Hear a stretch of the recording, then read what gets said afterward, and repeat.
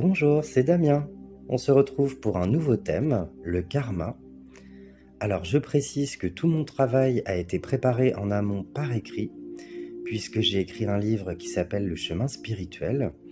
Je vous explique tout cela dans l'audio L'Ego, qui est le premier chapitre du livre. Je vous invite évidemment à l'écouter pour une meilleure compréhension. Je vais commencer la lecture et je vous souhaite une bonne écoute.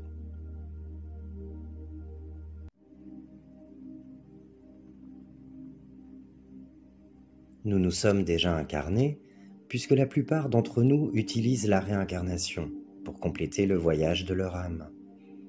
Nous sommes donc déjà passés par un certain processus de séparation et de lâcher-prise quand nous avons quitté notre corps physique lors d'une précédente incarnation. En utilisant la réincarnation, nous utilisons presque toujours la loi du karma pour nous aider à transporter les informations d'une vie à une autre. Le karma signifie action et est équivalent à la loi de Newton qui explique qu'à chaque action, il y a une réaction égale et opposée. Il s'agit en fait de la loi de cause à effet qui est liée à la loi d'attraction. Quand on pense, parle ou agit, on crée une force qui va réagir en conséquence. Il faut bien comprendre que toutes les énergies et tous les plans de conscience s'interpénètrent. Tout ce qui est pensé, dit ou fait se répercute quelque part, à un moment ou à un autre. Rien ne se perd jamais et tout est en interaction.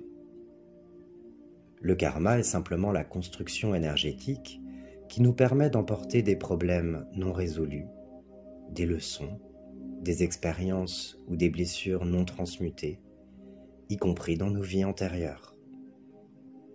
Il peut apparaître sous différentes formes, mais il est toujours cet élément de transfert de l'énergie d'une vie à une autre pour pouvoir la reporter et travailler avec elle. Nous sommes sur Terre pour évoluer et exprimer notre unicité, pour progresser en conscience en ravivant certaines mémoires pour nous en libérer. Le karma est justement ce qui nous permet de transmuter la souffrance en amour, et dans un sens, de transcender le temps.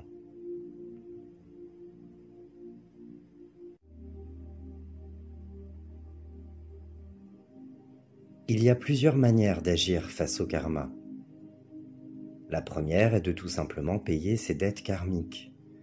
Mais c'est alors l'ego qui dirige la conscience de l'âme et beaucoup de souffrances sont parfois incluses. Dans cette croyance, ceux qui sont dans le mental et dans l'ego devront donc subir ces épreuves que la vie mettra sur leur chemin afin de transmuter la souffrance en amour. L'âme ne choisit pas réellement de vivre une expérience douloureuse. La souffrance est une vue de l'esprit, de l'ego, une construction mentale dont la perception peut être modifiée. Pour l'âme, il s'agit plutôt d'expérimenter des intentions et des émotions pour se libérer. Ces expériences permettent de tirer des enseignements pour que l'âme se forme et trouve son équilibre. Elle est reliée à la source et sait exactement ce qu'elle veut.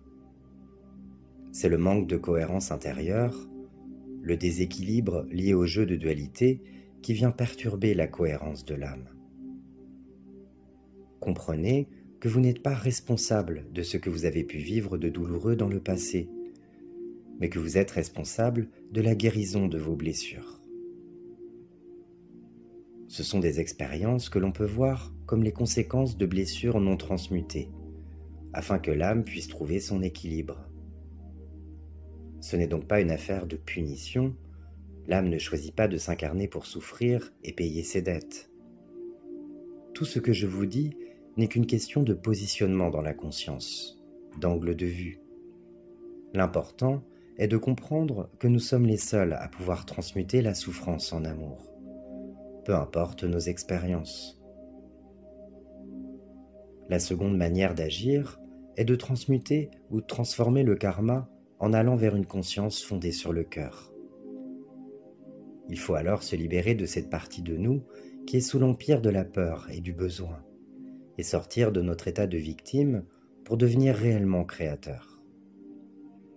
Il faut en être conscient dans un premier temps et vouloir aspirer à autre chose. Les difficultés que nous traversons nous permettent d'évoluer et le comprendre est déjà une belle étape de franchie. Elles sont ainsi car nous savons déjà que nous sommes capables de les surmonter et les transcender, pour en sortir grandis et nous élever davantage dans les niveaux supérieurs de notre conscience. C'est ainsi que s'opère la transmutation de notre karma en une expérience plus positive pour notre évolution. Que puis-je apprendre de cette expérience ? Je ne peux pas contrôler ce qui se passe, mais je peux contrôler la façon dont je vais réagir face à l'expérience qui m'est présentée. C'est là que réside mon plein pouvoir et mon libre arbitre. Quel est donc le message que l'univers m'envoie à travers elle ? La troisième manière d'agir sur le karma est de le transcender. Et transcender le karma, c'est tout simplement en devenir indépendant. Il faut donc continuer l'expérience de l'ouverture en créant notre réalité à partir du cœur. L'ouverture à l'amour, le plus profond qui soit, est tout simplement la solution.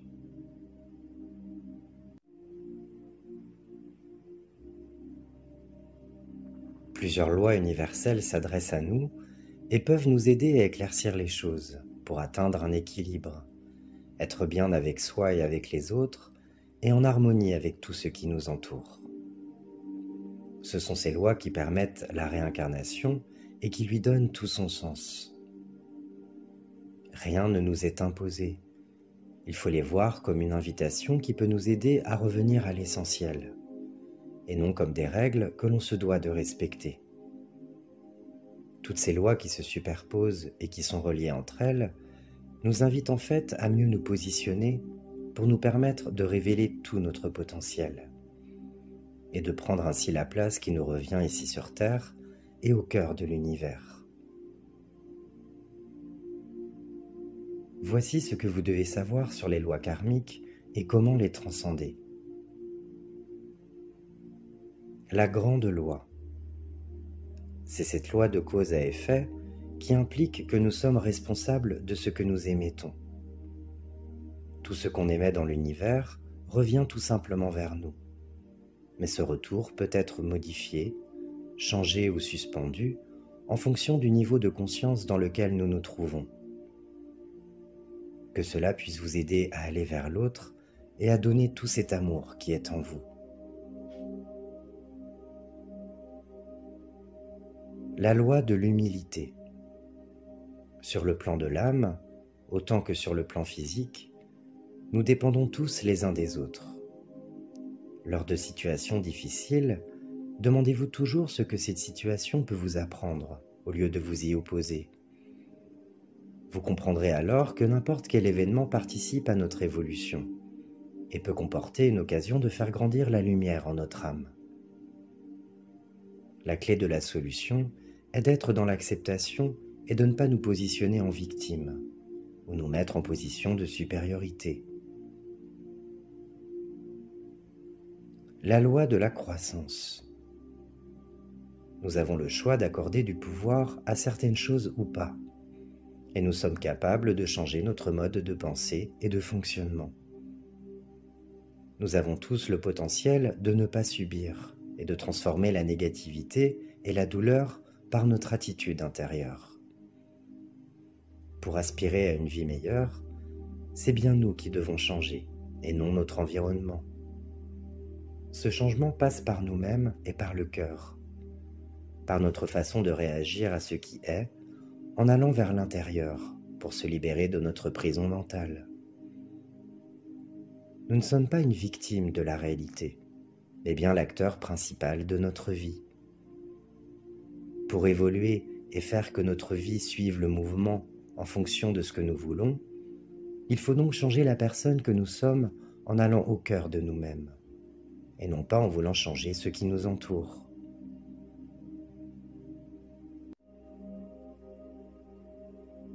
Lorsque nous laissons rayonner notre lumière intérieure, que nous ouvrons notre cœur et que nous donnons à partir de notre cœur, nous nous autorisons à être complètement nous-mêmes.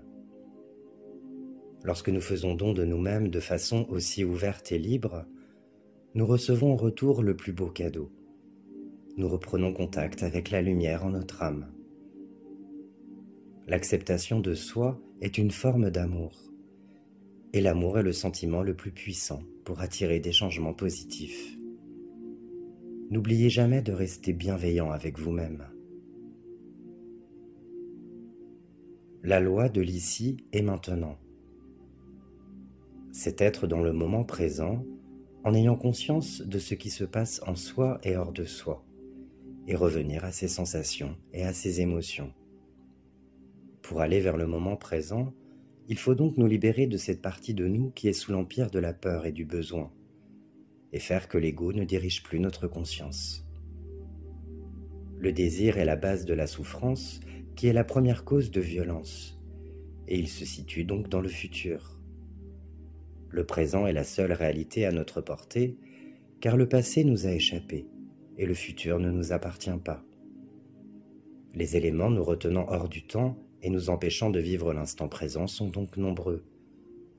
Le seul moyen d'évoluer est d'avancer plus pleinement dans l'expérience de l'ici et maintenant, afin de se libérer de sa prison mentale et ne plus passer autant de temps à se projeter dans le futur ou à ressasser le passé.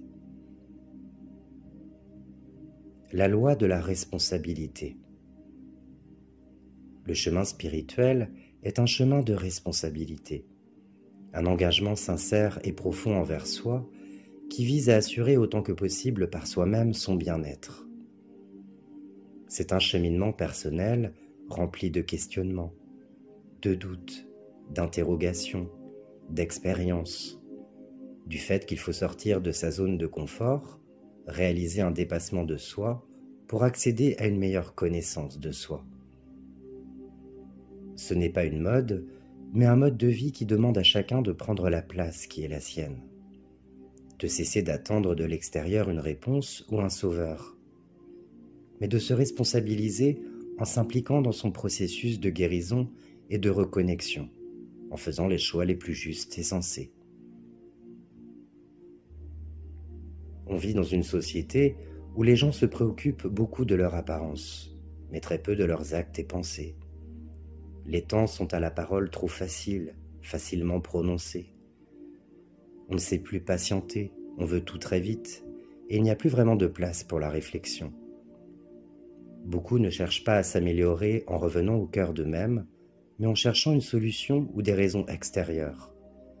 Alors qu'emprunter ce chemin est un travail qui demande un investissement sur soi-même sans attendre que l'on vienne nous donner toutes les réponses.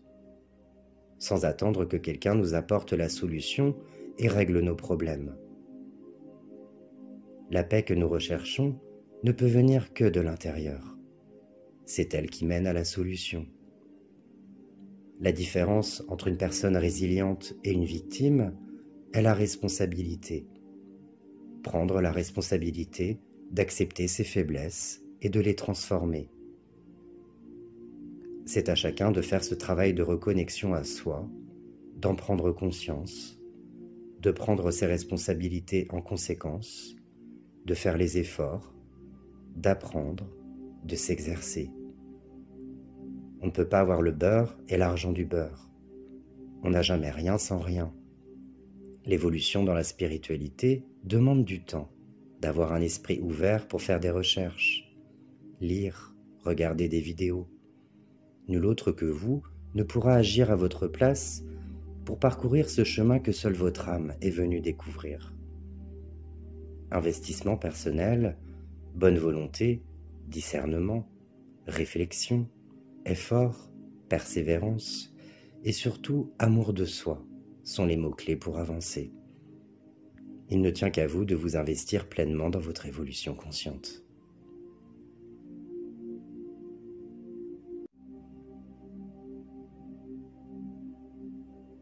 Prenez soin de découvrir par vous-même et apprenez à vous positionner, à vous faire confiance et à ne pas prendre les énergies qui peuvent vous entraver et vous empêcher d'acquérir une meilleure connaissance de vous-même. Ce n'est pas toujours simple pour pouvoir se positionner. Il y a beaucoup de paramètres à prendre en compte.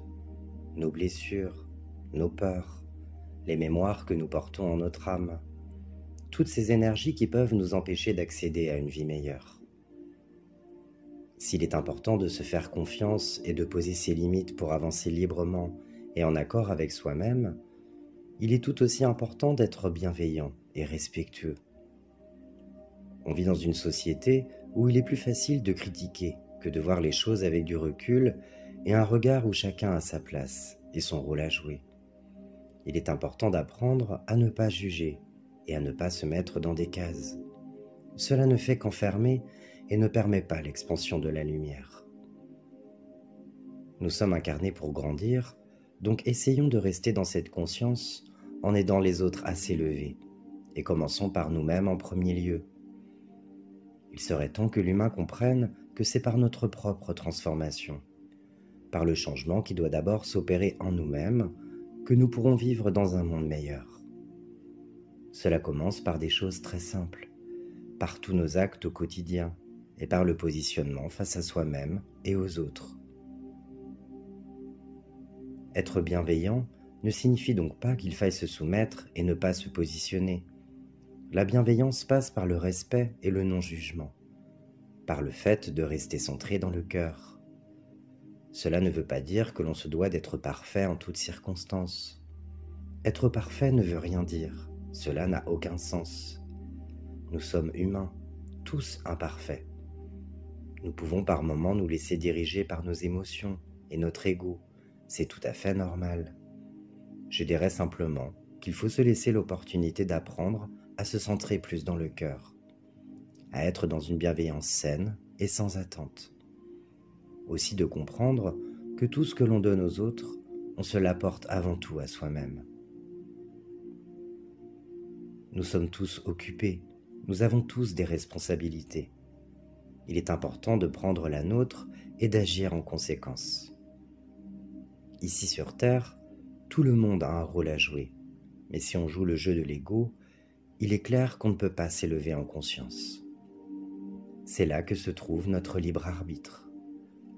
Prenons conscience que nous avons un beau rôle à jouer, celui de notre âme. Nous devons donc prendre la responsabilité de ce qu'il y a dans notre vie pour avancer plus librement. Et c'est aussi grâce aux énergies fondées sur l'ego que nous pouvons nous dépasser, en les libérant dans l'amour, en pardonnant et en nous reconnaissant en tant qu'être véritable, maître de notre vie. Nous n'attirons pas les personnes au hasard, et nous devons aussi comprendre quelque chose à travers elles. Tu n'es pas rentré dans ma vie par hasard. Peut-être que j'avais quelque chose à apprendre, ou peut-être toi.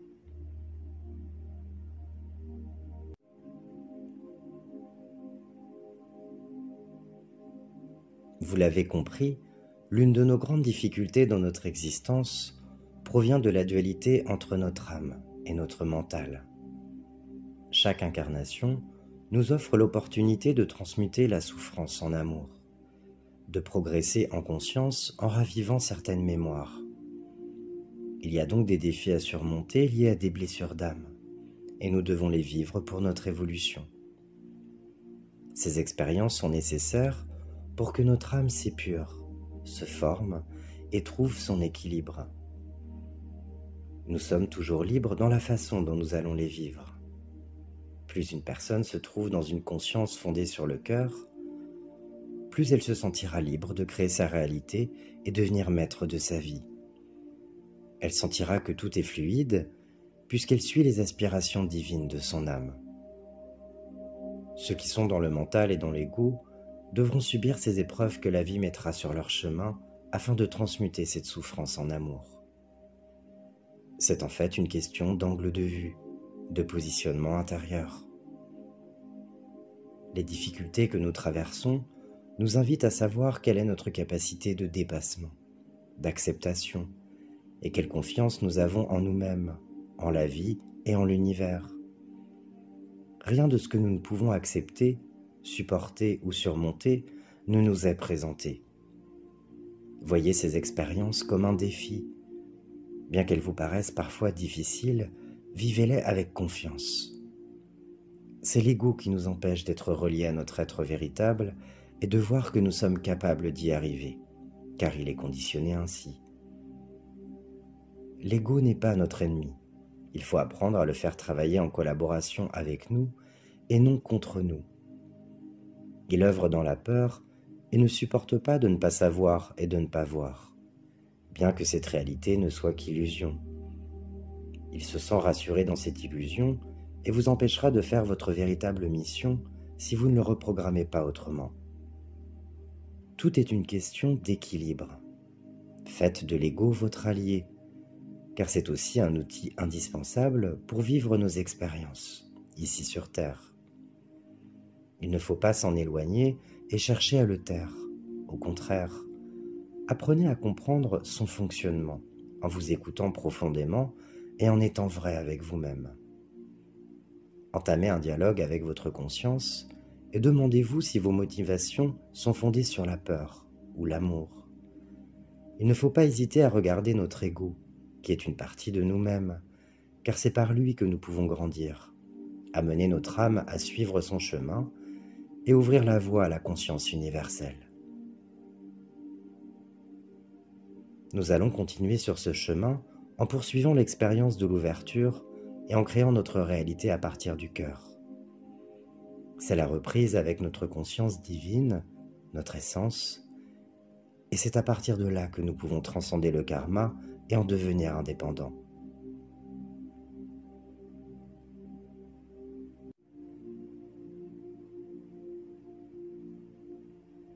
Voici ce que vous devez savoir sur les autres lois karmiques et comment les transcender.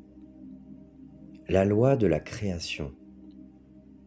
Il faut investir sur nous-mêmes pour nous réaliser pleinement et consciemment. La plupart du temps, nous n'osons pas nous investir par peur. Autorisez-vous au bonheur et revenez au cœur de vous-même. Il est important de garder à l'esprit que personne d'autre ne sait mieux que nous-mêmes ce qui est juste et bon pour notre évolution de conscience. Faites que vos pensées, vos idées et vos désirs se transforment en manifestations extérieures. Soyez dans l'action et créez les options que vous voulez avoir dans votre vie. Prenez conscience de votre lumière et offrez-vous ce bonheur qui ne vient pas de l'extérieur, car tout est en vous, dans votre cœur. Explorez votre potentiel, faites confiance à votre authenticité, soyez des pionniers. Laissez le vent vous porter au-delà des limites. Ce sont bien souvent vos peurs qui vous empêchent d'ancrer la lumière et l'amour en vous-même et dans la matière. Marchez droit devant vous et semez les graines. N'oubliez pas que ce n'est pas parce que l'on ne voit pas les racines prendre de l'ampleur sous terre que la plante ne pousse pas, que rien n'est créé. Vous récolterez le fruit de vos actions au meilleur de tout votre potentiel, et vous cueillerez ces jolies fleurs à l'orée d'un autre chemin, en accord avec vous et vos vibrations qui s'élèvent. Laissez faire le vent. Il portera ses graines et vous verrez la mise en œuvre de tout ce que vous avez semé. Si vous avez beaucoup donné et que vous avez l'impression de ne pas recevoir en retour tout ce que vous méritez, restez confiant que rien ne se perd, tout se crée. Lorsque vous faites quelque chose sur Terre, vous provoquez quelque chose d'identique sur un autre plan. D'une façon ou d'une autre, ce que vous donnez de meilleur vous sera un jour rendu. N'oubliez jamais cela. Semez les graines d'amour en votre âme et laissez faire le plan divin. Continuez de marcher en gardant en mémoire que vous récolterez le fruit de votre moisson à sa juste mesure, quand le moment sera venu, quand vous serez prêt à l'accueillir pleinement. Continuez de marcher et ne baissez pas les bras. Semez, plantez vos graines et vous verrez, là, devant vous, tout vous reviendra comme il se doit. La loi de la concentration. Nous devons apprendre à rester bien centrés et à faire les choses l'une après l'autre, sans nous projeter trop loin dans l'avenir, au risque d'avoir peur de franchir le premier pas et de ne pas avancer. Tout se fait en son temps. Il est important de s'organiser et d'être prévoyant, mais aussi de s'accorder des moments où nous faisons passer la réalisation avant le questionnement. Il faut simplement mettre de l'intensité dans nos actes et nos intentions sans nous disperser, en restant centrés sur nos ressentis de l'instant présent.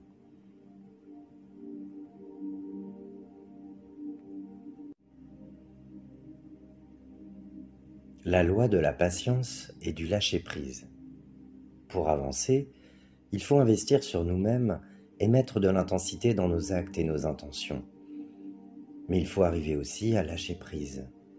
Le lâcher prise est l'acceptation, l'abandon, le laisser aller. Il arrive quand on a dénoué le fil de la peur en se détachant du mental. Lâcher prise ne veut pas dire ne rien faire, mais arrêter de s'en faire. C'est simplement cesser de vouloir tout contrôler, en gardant la foi et en laissant faire les choses naturellement, sans rien forcer, en continuant ses actions non dans la peur, mais dans l'amour. La clé qui est liée au lâcher-prise est d'être dans un état d'acceptation positive, présent à la réalité, sans lutter contre ce qui est arrivé et sans avoir des craintes pour un futur qui n'est pas encore là. Elle ouvre la porte à un amour libre, un amour qui mène à notre accomplissement, à notre réalisation. Il faut aussi apprendre à être patient quant à la réalisation des désirs en fonction des aspirations de notre âme, et faire confiance au plan divin, en étant présent à la réalité telle qu'elle est sans se juger, sans vouloir lutter contre elle. C'est donc arriver à se recentrer sur l'instant présent, en étant dans l'acceptation. Il faut simplement arriver à se détacher du mental pour être dans cet état d'intuition et de créativité qui nous permet de matérialiser nos intentions et arriver au lâcher-prise qui est cet état d'abandon où l'on se laisse porter par la magie de la vie. Nous sommes à ce moment-là dans un état de conscience qui est un état de réceptivité tout autant que de disponibilité à donner. Nous avons confiance en la vie, nous avons cette hauteur suffisante pour savoir que quels que soient les événements de notre vie, ceux-ci nous permettent de progresser. Nous sommes dans cette disposition d'écoute et dans cette capacité à suivre le flux pour matérialiser nos intentions, tout en sachant nous positionner en conscience face aux événements que la vie nous propose. C'est là que nous sommes alignés avec la plus belle partie de nous et avec l'univers, prêts à accueillir ce qui viendra à nous, dans la meilleure énergie pour attirer à nous tout ce dont nous avons besoin pour notre évolution. La loi de l'équilibre et du don. Nous devons apprendre à donner sans intention de recevoir en retour. Et il est tout aussi important d'apprendre à recevoir. Tout est une question d'équilibre. Bon nombre de personnes donnent naturellement parce qu'elles sont dans une ouverture de cœur. Elles donnent de leur temps, elles donnent des conseils, elles donnent de l'argent pour aider. Elles donnent parce que c'est un plaisir et dans leur nature. Seulement, on ne peut pas faire que donner, car à force de donner, on n'a plus rien à donner. Il en vient aussi bien souvent un sentiment qu'il n'y a pas de retour, parce que c'est en fait vous qui envoyez l'énergie que vous êtes quelqu'un qui donnait, mais qui ne savait pas recevoir. Quand on a une personne qui donne, on a souvent du mal à recevoir. C'est aussi lié à notre éducation. Nous avons tendance à minimiser, à être dans la gêne lorsque l'on nous offre quelque chose. Si cela résonne en vous, essayez d'apprendre à recevoir sans gêne. Oubliez les « il ne fallait pas » ou « c'est trop, voyons ». Ce type de réaction nous paraît anodine, alors qu'elle a en fait un impact négatif sur le plaisir et l'estime de soi des deux parties. Ce n'est pas valorisant pour celui qui reçoit, tout autant que pour celui qui donne. Si nous sommes gênés, c'est peut-être parce que nous craignons d'être redevables. Auquel cas, apprenez à accepter le don pour ce qu'il est. Par nature, un don n'engage qu'une partie, il n'attend rien en retour. Sentez-vous à la hauteur de ce que l'on vous offre et acceptez le regard bienveillant que l'on pose sur vous. Essayez de travailler en ce sens en acceptant pleinement de recevoir.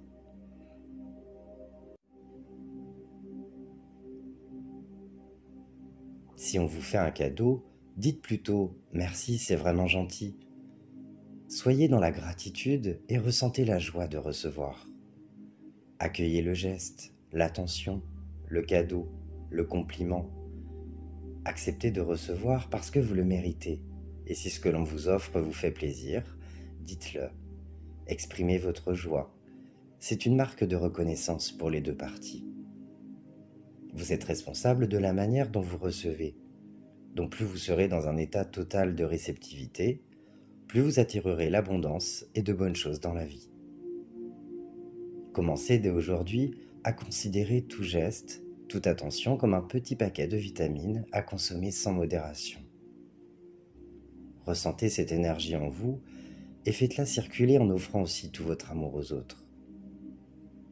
L'énergie d'amour doit circuler librement entre donner et recevoir.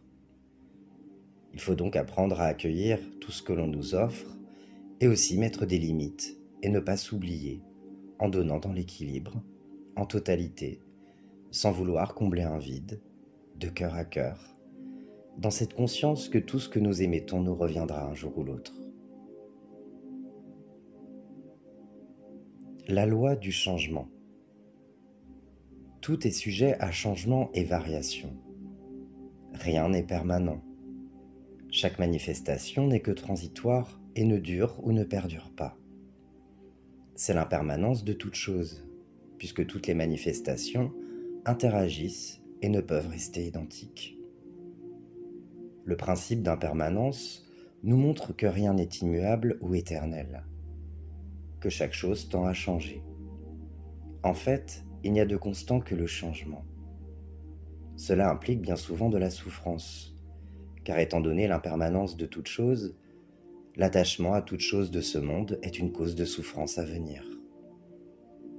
Il en est de même pour tous les désirs qui mènent à la satisfaction, étant donné que les choses ne peuvent pas toujours être dans l'état ou la forme souhaitée. Cela signifie que nous nous attachons à des choses qui nous échappent et que nous redoutons des choses qui nous arrivent. Tout est en perpétuel mouvement et tout change constamment. Il est important d'accepter cette impermanence pour garder un esprit fluide, parce que c'est la véritable nature de notre existence et la véritable nature de tout l'univers. Le changement entraîne la transformation qui amène à l'évolution. Donc chaque circonstance de vie nous offre tout simplement la possibilité d'évoluer. C'est bien parce que l'impermanence existe que l'on peut changer et évoluer. Et le changement vient avant tout de nous et de personne d'autre. Nous pouvons avoir une influence sur la manière dont le changement se met en place, et nous avons toujours le choix d'accepter un changement quel qu'il soit. Changement qui, ne l'oublions pas, nous amène toujours plus loin sur notre chemin d'évolution. Apprenez à lâcher prise et à nourrir ce qui vous fait du bien. C'est souvent la résistance au changement qui crée des douleurs et nous maintient dans une spirale négative. C'est seulement une peur du changement. Lorsqu'une porte se ferme, ne regardez pas en arrière et ne concentrez pas votre regard sur ce que vous pensez perdre. Maintenez-le sur ce que vous allez découvrir, sur ce nouvel horizon et ce qui va vous enrichir. Visualisez et ressentez en votre cœur, vous savez. N'oubliez pas que vous êtes guidé en votre âme, donc continuez d'avancer en confiance et en conscience. La vie suit son cours et c'est ainsi qu'il doit en être. Vous êtes relié au tout et vous êtes sur le chemin qui vous mène à cette plus belle partie de vous. Il faut voir chaque jour comme un cadeau, comme le premier jour du reste de notre vie. On peut passer de l'ombre à la lumière et basculer du jour au lendemain vers un miracle. Ayez foi en la lumière et appelez ce miracle en permanence.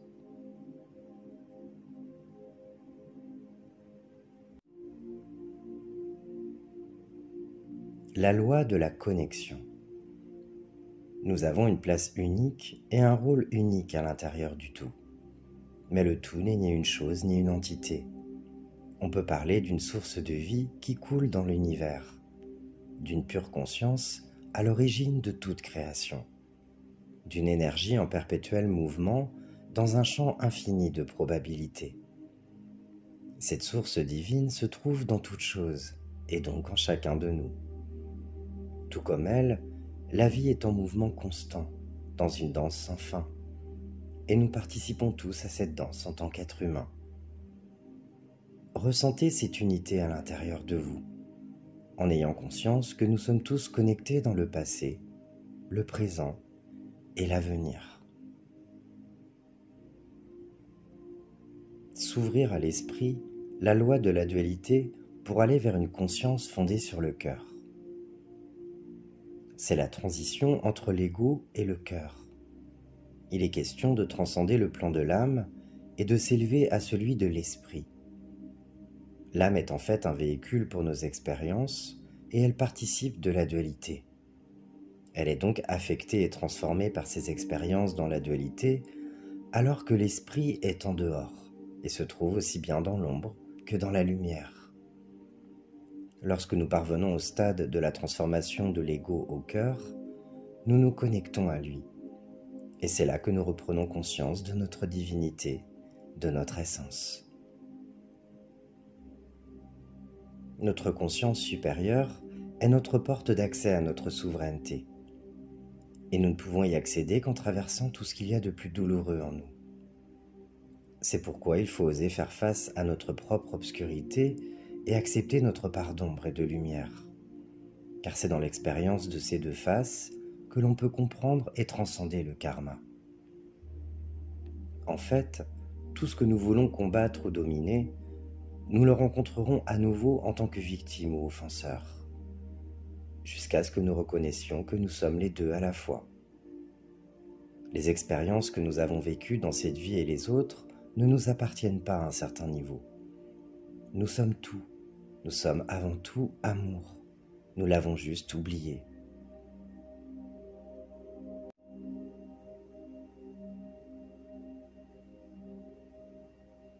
En s'ouvrant à l'esprit, on peut trouver en soi un lieu de paix et de tranquillité en s'acceptant totalement. Pour y arriver, il faut donc s'identifier à son moi divin et s'élever au-dessus de nos expériences en ne nous identifiant à aucune d'entre elles. Il n'existe pas de combat entre le bien et le mal lorsque nous observons les choses à partir du cœur. La réalité du cœur transcende tout simplement les deux. Il n'y a pas d'opposition car cela repose sur l'acceptation de toute chose, de tout ce qui est.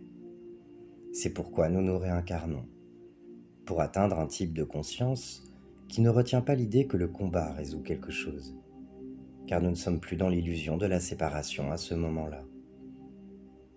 Lorsque nous sommes enfermés dans certaines croyances et quand nous tombons dans l'illusion de la séparation, notre âme peut se trouver enchaînée à certaines sphères d'expérience.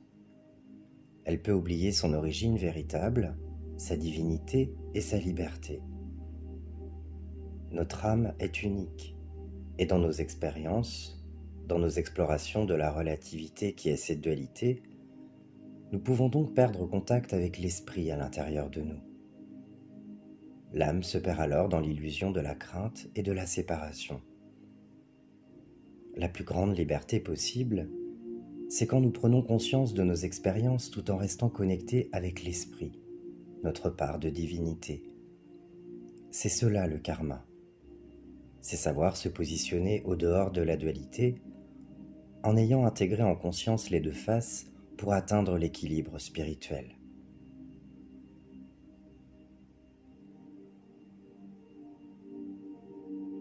La lecture du chapitre est terminée. Je vous dis à très bientôt.